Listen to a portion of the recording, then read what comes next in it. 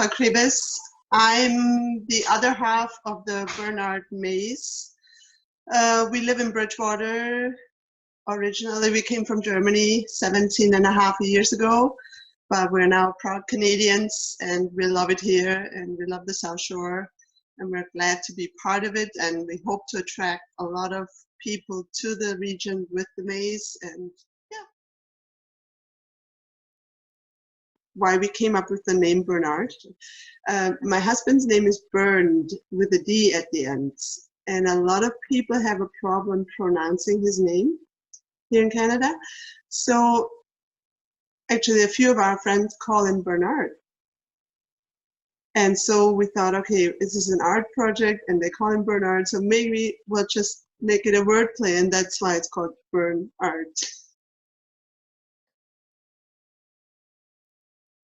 My husband Bernd had this dream about the maze over 20 years ago. He drew the plan and we still have the original plan. It actually is like the layout right now. And 6 or 7 years ago now, he got up one morning and said, I'm gonna build it. And then he started. There's a website where you can put out asking for help. And so we got inquiries from all over the world, and we had almost 100 people here so far, from as far as Australia, South Korea, lots from Europe, the States, and of course a lot of Canadians too. A lot of them have been travelers who travel through Canada and just make the maze as their one stop, where they spend a few weeks or months and then they go to the next stop. But we had people coming just to the maze and then go back home. So we have a girl coming from New York. She's been here 3 times already. And she just comes, takes her summer vacation and comes up to work in the maze, and then she goes back to New York.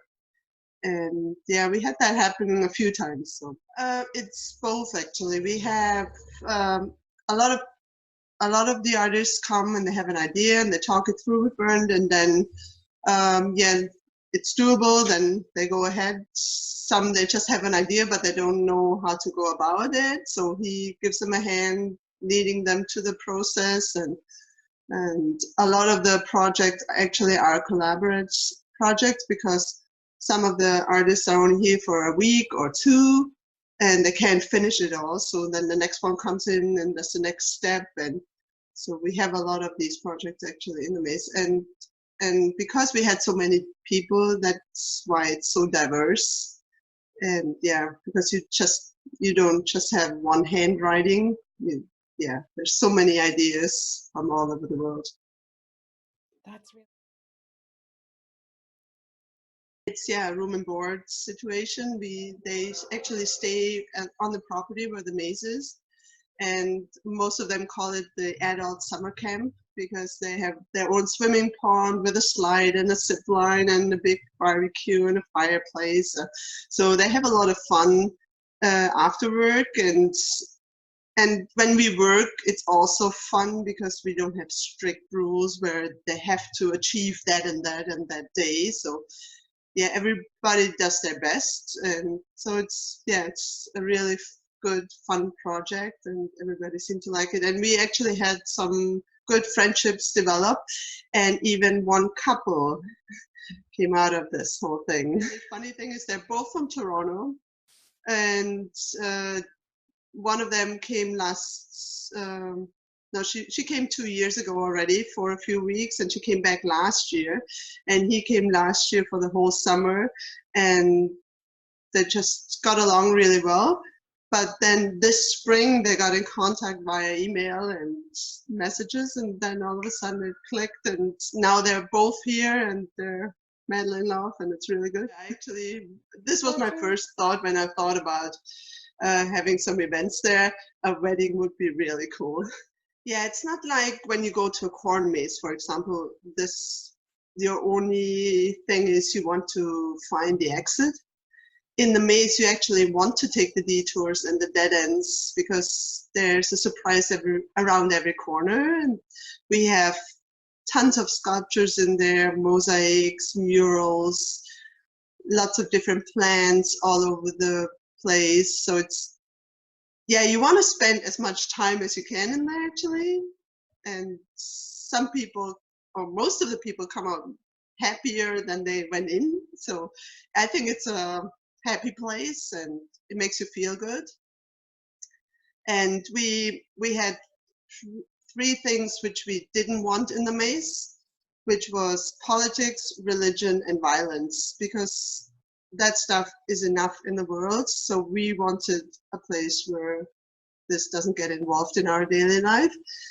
We just have a few good sayings in there everywhere spread around the maze, and I think it's, yeah, they give you some ideas how it should be. And so yeah, because we have the courtyard in front of the maze, we put up picnic tables and some concrete sofas which we make, and we actually want people to sit and chill and just enjoy the feeling there. And yeah, we really encourage people to bring a picnic and spend some time there and play a board game, or we put up a sandbox this summer, and actually a lot of little kids have been playing in there already. So it's, yeah, I want it to be a place where you can spend a few hours. It's really safe, so they can just run around and they can jump on the fire truck, which makes them really feel good. And yeah, so it's good for everybody. Actually an evolving project. We will definitely add some more stuff in the courtyard, but we already started working in the forest adjacent to the maze. And this will be a project which will take us another 2 to 3 years probably, and we'll convert this into a magical forest, which probably will be 3 or 4 times the size of the maze. And you can just go in there and wander around and you'll find all kinds of surprises in there.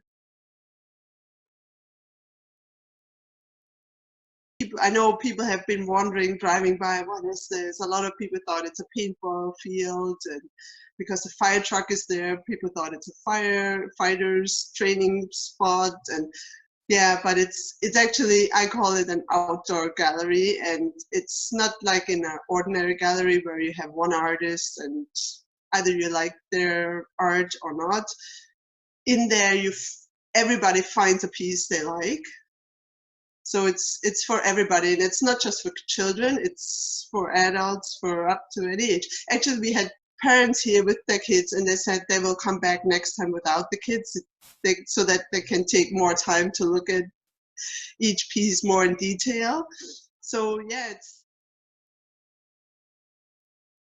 we had people even last year when we opened who came probably 3 or 4 times, and every time they had somebody else in tow. And so yeah, and sometimes they came out and said, when did you add this piece? And I said it was there since the beginning, but they haven't seen it the 2 times before they were in. So it's, yeah, you can't comprehend all of it at once because there's so much in there. Actually would like to see that more, that people come and bring their picnic and spend some time there.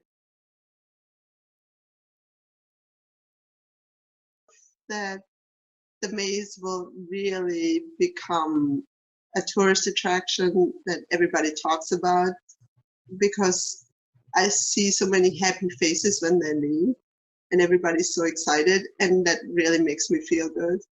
And I had one experience last year which will never leave my mind. We had a group of blind people in there, and they had some seeing eye partners with them and a dog actually, and they were in there for over 3 hours just in the maze. And when they left, they had tears in their eyes, and that really killed me.